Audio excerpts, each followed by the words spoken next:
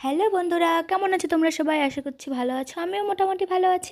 আর আজকে আমি নিয়ে চলে এসেছি বেল মাখা, আমড়া মাখা আর বাদাম মাখা। তো সেগুলোই পেড়ে আজকে ওগুলোকে মাখা করব। তো দেখতে থাকো তোমরা। এই যে দেখো আমি বেল পাড়তে বেলের গাছে চলে তো বেলের গাছে চলে গেছি। আর এই যে বেল বাটছি, আর একটুর জন্য আমার মাথায় পড়েনি।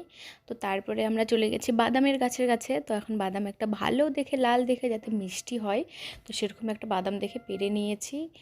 আর এখন চলে গেছি আমড়ার গাছের নিচে। এখন আমড়াগুলো পেড়ে নেব। আর এই যে দেখো এখন বাদামটা কেটে নেব। সবগুলো মাখা এখন শুরু করব। তো বাদামটা প্রথমে কেটে নিলাম। তো আমরা আইডিয়া করে পেরেছিলাম বাদামটা, কিন্তু খুবই সুন্দর। দেখো লাল হয়ে গেছে, পেকে একদম খাওয়ার উপযুক্ত হয়ে গেছে। তো আমরা এমনিই অনেকটা খেয়ে ফেলেছি। আর এখন তো গরমকাল, এটা ওটা মাখা করে খেতে সবারই ভালো লাগে, তাই আমরাও নিয়ে চলে এসেছি। তো সবগুলো ছাড়িয়ে নেওয়া হয়ে গেছে, আমরাগুলোকেও কেটে নিয়েছি ভালো করে।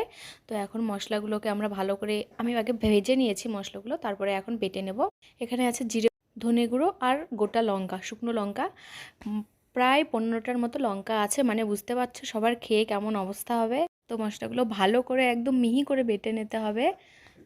ভালো করে মশলাটাকে বেটে নিলে না এর স্বাদই বেড়ে যায়। তো ওই শিলনোড়ার মধ্যেই আমরা বেলগুলোকে ভালো করে থেতো করে নেব, কারণ এগুলো কাঁচা।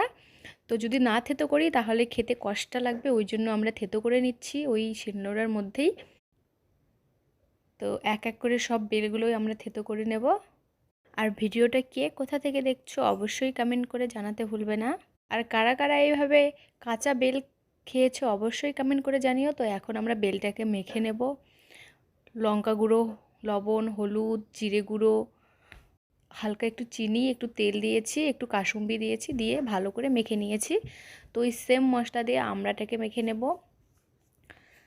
তোমরা এই বিলিতি আমড়ার মধ্যে চিনি অ্যাড করতেও পারো, নাও করতে পারো, কারণ এটা একটু খেতে মিষ্টি মিষ্টি হয়, সেরকম টক হয় না, কিন্তু তাও আমরা একটু দিয়েছি কারণ লঙ্কার পরিমাণটা অনেক বেশি ছিল। দেখো দেখতে কি ডেলিশিয়াস লাগছে।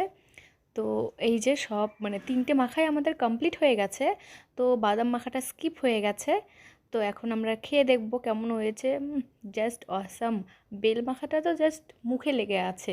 আর এখন